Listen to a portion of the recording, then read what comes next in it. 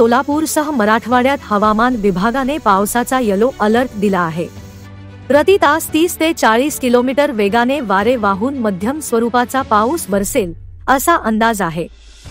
गेल्या 3 दिवसांपासून तापमानात 1.5 अंश सेल्सिअसची वाढ होऊन कमाल तापमान 32.3 अंश सेल्सिअसवर पोहोचले आहे।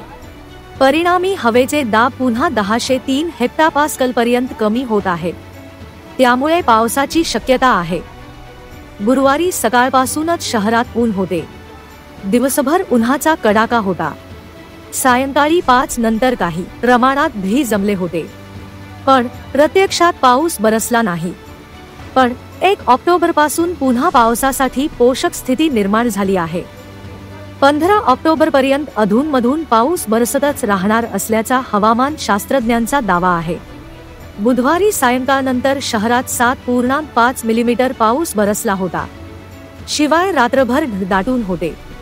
गुरुवारी मात्र तापमानात पुन्हा वाढ झाली आहे। कमाल तापमान 32.3 अंश सेल्सिअस पर्यंत वाढले असले तरी किमान तापमान मात्र 21 अंश सेल्सिअसच्या आसपास स्थिर आहे। त्यामुळे दिवसा उन्हाचे चटके आणि रात्री थंडी अशी स्थिती आहे। ब्युरो रिपोर्ट जम न्यूज इंडिया।